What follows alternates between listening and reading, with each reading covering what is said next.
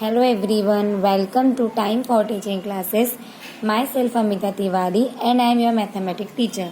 So today I teach you class 8 chapter number 2. Chapter name is linear equation in one variable. Okay, and that is our NCERT book chapter. Okay, so इसका introduction का part second पढ़ रहे हैं क्योंकि part हम first पढ़ चुके हैं. सो इस वीडियो में हम पार्ट 2 पढ़ रहे हैं. कुछ थोड़ा सा मैं आपको रिवाइज करा देती हूँ. कल मैंने आपको सॉल्विंग इक्वेशन में वेरिएबल ऑन वन साइड बताया था और वेरिएबल ऑन बोथ साइड बताया था. ठीक, बट मैं उसको थोड़ा सा रिपीट कर रही हूँ बिकॉज उसमें मुझे आपको थोड़ी सी और बातें बतानी है, इसलिए मैं उसे फुली रिपीट कर रही हूँ. ठीक है, उसके साथ मैं आपको एक नई चीज भी ऐड करके बता रही हूँ. वेरिएबल ऑन बोथ साइड में क्या होता है, देखिए. जब दोनों तरफ वेरिएबल हो, क्या बोला मैम ने आपसे, जब दोनों तरफ वेरिएबल हो, मतलब यहाँ पर भी एक्स है और यहाँ पर भी एक्स है. ठीक है, हम इसे कैसे सॉल्व करेंगे. इस कंडीशन में हम क्या करेंगे, वेरिएबल को वेरिएबल के साथ लेकर आ जाएंगे और नंबर को नंबर के साथ कर लेंगे. जैसे मैंने आपको वन साइड वेरिएबल वाला बताया था ना, उसमें हमने क्या किया था कि जिस नंबर के साथ वेरिएबल था उसको अलग रख लिया था, नंबर को साथ में कर लिया था बिकॉज वहां पर हमारे पास सिर्फ एक ही बार वेरिएबल था. बट अभी हमारे पास इस इक्वेशन में लेफ्ट और राइट दोनों साइड पे वेरिएबल है. हम कैसे सॉल्व करेंगे, देखिए. इस कंडीशंस में हम पहले तो 2x को 2x से लिख देंगे, राइट कर देंगे. ओके, अब ये वाला जो राइट में x है ना, इसको लेफ्ट में लेके आएंगे. लेकिन जब कोई चीज लेफ्ट से राइट में जाए या राइट से लेफ्ट में आए, उसके साइन चेंज हो जाते हैं. ओके, तो देखिए कैसे, अगर पॉजिटिव नेगेटिव है तो उनके साइन चेंज हो जाते हैं. ओके, देखिए कैसे करेंगे हम. यहाँ पर आपको बोला है, ये किस में है, प्लस में दिया हुआ है. ये आपको किस में दिया है, पॉजिटिव है. जहाँ पे कुछ साइन नहीं होता वहाँ पॉजिटिव माना जाता है. तो ये जो x है ना, ये राइट से जब लेफ्ट में आ जाएगा, जो x है वो राइट से लेफ्ट में आ जाएगा तो इसका साइन चेंज हो जाएगा, ये हो जाएगा -x. ओके, x तो x ही रहेगा लेकिन साइन चेंज हो जाएगा. ठीक, मैंने आपको कल ही बताया था, प्लस का माइनस हो जाता है, माइनस का प्लस हो जाता है, डिवाइड का मल्टीप्लाई और मल्टीप्लाई का डिवाइड बन जाता है. आगे देखिए अब हम क्या करेंगे, इक्वल का साइन लगा देंगे. बराबर, इधर पे 2 टर्म्स थी, इधर पे भी 2 है तो इधर भी हम 2 ही रखेंगे. क्यों, क्योंकि हमने अभी क्या किया है, हमें वेरिएबल को साथ में लाना है. ठीक, तो एक तो हमने यहीं से लिख दिया था और एक इधर से लेकर आ गए थे. अब हमारे पास कोई और वेरिएबल है ही नहीं तो हम इसे वहीं स्टॉप कर देंगे और इक्वल का साइन लगा देंगे. अब हम नंबर को साथ में कर लेते हैं. तो हम राइट साइड पर है तो राइट साइड पे तो पहले राइट वाला लिख लेते हैं, 2 लिख देते हैं. प्लस लगाना जरूरी नहीं है उसके आगे. उसके बाद -3 लेफ्ट से राइट पे आ जाएगा, -3 लेफ्ट से राइट में आ जाएगा. जब वो लेफ्ट से राइट में आएगा तो 3 का तो 3 ही रहेगा लेकिन माइनस की जगह पर प्लस लग जाएगा. ठीक, अब हम क्या करेंगे वो देखिए आगे. 2x में ये पॉजिटिव है 2x और x नेगेटिव है. अगर एक प्लस का और एक माइनस का हो, साइन अगर अलग अलग होते, डिफरेंट साइन होते तो हम माइनस करते हैं. 2x में से x माइनस हो जाएगा तो 1x आएगा. कितना आएगा, 1x. लेकिन हम 1x को सिर्फ क्या लिख सकते हैं, x लिख सकते हैं. ठीक है, और इन दोनों में से बड़ा नंबर कौन सा है, 2x, तो ये पॉजिटिव ही रहेगा जिसका साइन लगाना कंपलसरी नहीं होता है बाहर की तरफ. अब हम इक्वल का साइन लगा देंगे. 2 और 3 को ऐड करेंगे तो कितना हो जाएगा, 5. बड़ा नंबर कौन सा है, 3. ठीक, और यहाँ पे पहली बात, बड़ा नंबर छोटा नंबर वाली कोई बात ही नहीं है. रीजन इज दैट ये भी पॉजिटिव है. अब दोनों ही पॉजिटिव है तो आंसर पॉजिटिव ही आएगा. ठीक है, तो यहाँ बड़े छोटे वाली कोई बात नहीं होती. जब एक प्लस और एक माइनस में होता है तब हम बड़ा छोटा देखकर आंसर के साथ साइन लगाते हैं. अब हमारी x की वैल्यू आ गई है 5. ठीक है, अब आगे हम क्या करेंगे, देखिए. अगर हमें चेक करना है कि हमारा आंसर करेक्ट है, ठीक, तो हम कैसे चेक करेंगे, हम LHS की वैल्यू पे भी x की वैल्यू 5 रख के देखेंगे और राइट साइड पे भी x की वैल्यू 5 रख के देखेंगे. अगर दोनों के आंसर सेम आए तो इट मीन्स हमारी x की वैल्यू सही है ये. ठीक है, आई रिपीट अगेन. अगर हम जो हमें यहाँ पे दोनों तरफ जो एक्सप्रेशन दिए हुए हैं इक्वेशन में, इनमें x की वैल्यू 5 पुट करते हैं LHS में भी और RHS में भी, तो हमें देखना है कि हमें दोनों तरफ आंसर LHS RHS में इक्वल मिल रहे हैं. अगर इक्वल मिलेंगे तो वेरीफाई हो गया. ठीक है, इट मीन्स x की वैल्यू जो भी हमारी आई है वो करेक्ट है. सबसे पहले मैंने लिखा है 2x - 3 क्योंकि ये हमारा LHS है. अब इसमें x की जगह पर मैं क्या लिखूंगी, 5. पहले मैं 2 का 2 लिख लूंगी और x की जगह पर 5 लिखूंगी और बीच में मल्टीप्लाई लगाऊंगी। क्यों बताती हूँ मैं आपको। 2 नंबर है और x वेरिएबल है, अल्फाबेट है। सो इन दोनों के बीच में कुछ नहीं है। इसका मतलब क्या हुआ कि यहाँ पर मल्टीप्लाई है। ठीक है, अगर एक वेरिएबल और एक नंबर साथ में होता है तो वो मल्टीप्लाई में होता है। ठीक है, 2 का 2 लिखा मैंने, मल्टीप्लाई का मल्टीप्लाई लिखा मैंने, x की वैल्यू मैंने यहाँ पे 5 राइट की है। अब -3 का -3 लिखा है। अब 2 5 जा कितना होता है 10, माइनस का माइनस और 3 का 3 है। क्लियर है आपको ये चीज। अब आगे देखिए, 10 में से 3 माइनस करेंगे कितना मिलेगा हमें 7। ओके, तो हमें आंसर क्या मिला है यहाँ पर 7 आंसर मिला है। अब हम RHS देखते हैं। RHS में हमें क्या दिया x+2, I right here x+2। ठीक, x की वैल्यू क्या दी है हमें 5, मैं यहाँ पे क्या लिखूंगी 5, और प्लस का प्लस और 2 का 2। सो हमारा राइट हैंड साइड पर क्या वैल्यू है ये 7। सो LHS और RHS हमारा इक्वल आया है। ठीक, इट मीन्स हमारे यहाँ पे जो x की वैल्यू 5 है वो बिल्कुल करेक्ट है। ठीक, फिर से देख लीजिए, यहाँ पर हमें वेरिएबल साथ में करना होता है, नंबर साथ में करना होता है। उस दौरान हमारी जो वेरिएबल है उसकी वैल्यू निकल जाती है। फिर उसे अगर आप उसे चेक करना चाहते हैं, आपको क्वेश्चन में चेक करने का बोला है, सो आप LHS में उस x की वैल्यू पुट करें और RHS में भी x की वैल्यू पुट करें। अगर दोनों के आंसर इक्वल आएंगे तो इट मीन्स आपकी जो x की वैल्यू है आई है वो बिल्कुल करेक्ट है। ठीक है, और ये वेरीफाई भी हो गया है। अब हमारा जो नेक्स्ट टॉपिक है वो है क्रॉस मल्टीप्लिकेशन। नाम ही इसका सही पहचान है। ठीक, क्रॉस मतलब क्या होता है, ऐसे क्रॉस करना, आप ऐसा बोलते हो, करेक्ट है।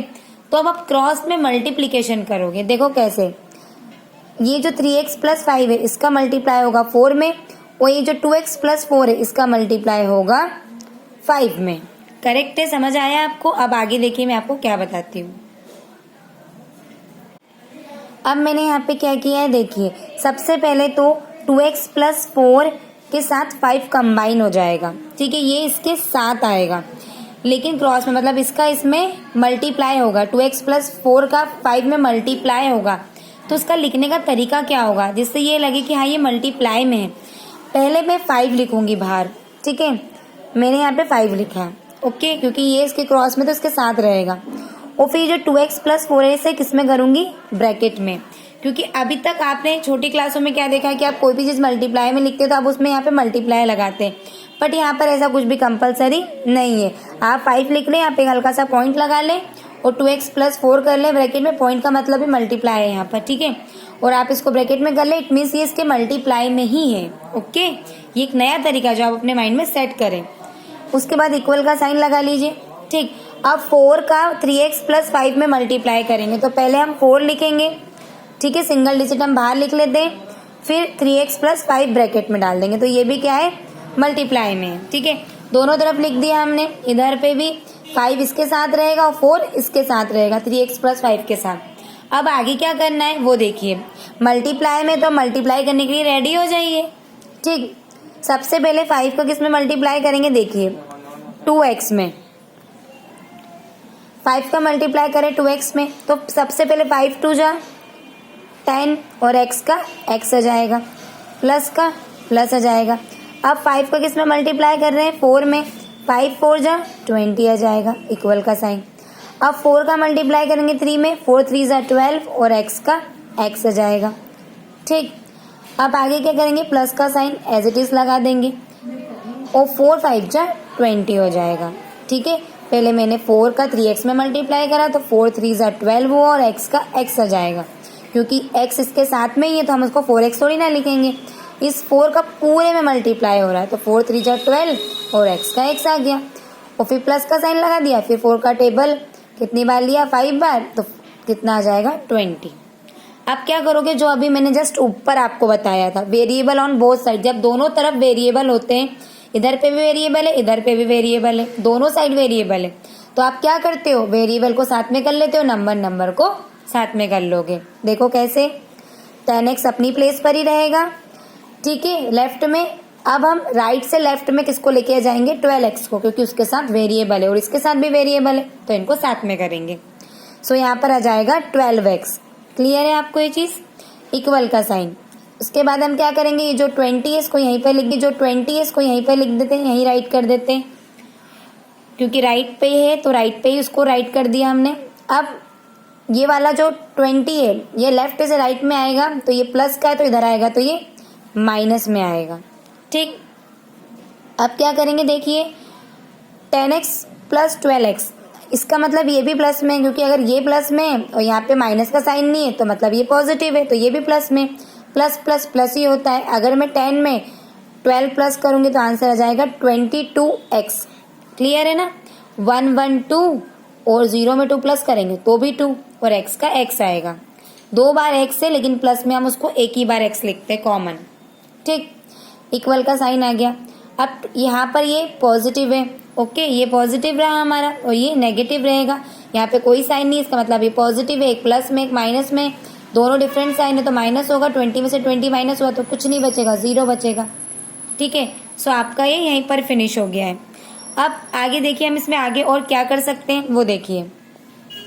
एक ही वर्क फिनिश हुआ। अब आगे देखिए, अब हमें x की हमारे वेरिएबल की वैल्यू चाहिए, तो हम x का यहाँ पर x ही लिखेंगे क्योंकि हमें इसकी वैल्यू चाहिए, तो इसको तो लेफ्ट पे ही रखते हैं।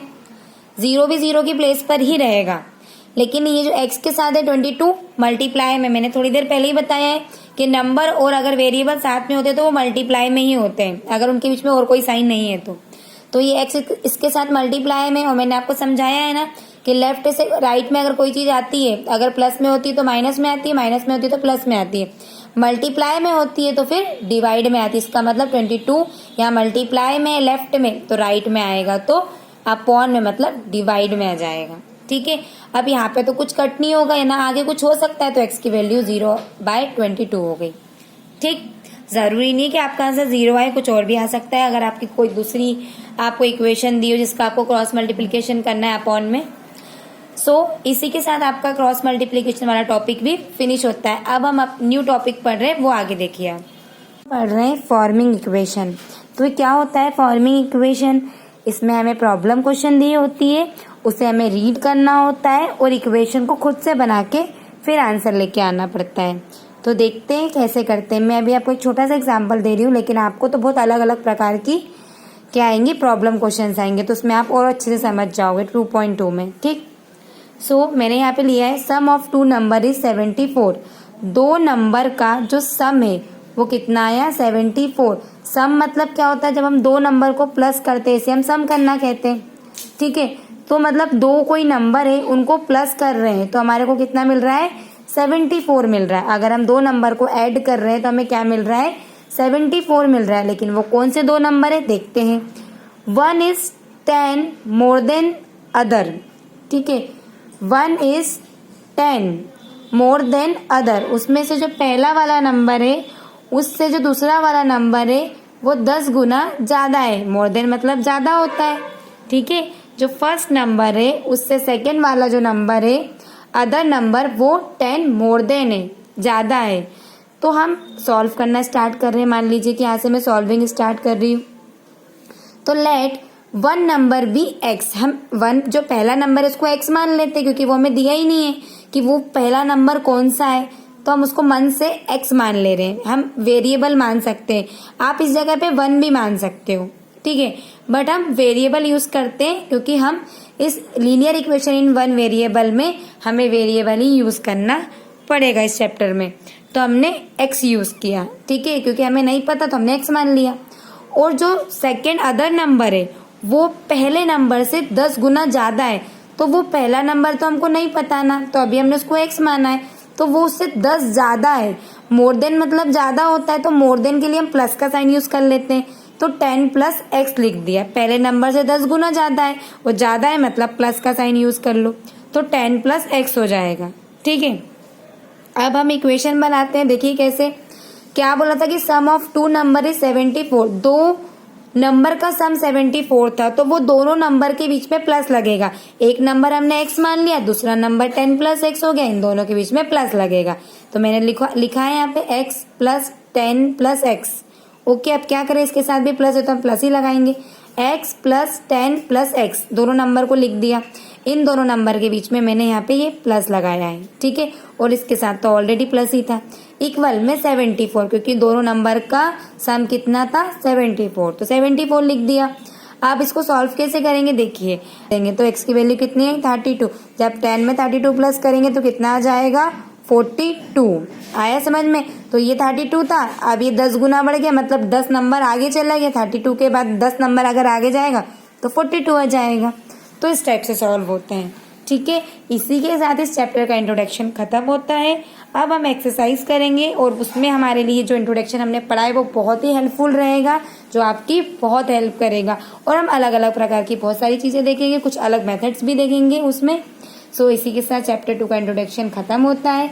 अगर आपको मेरा वीडियो पसंद आया है तो प्लीज उसे लाइक, सब्सक्राइब एंड कमेंट करना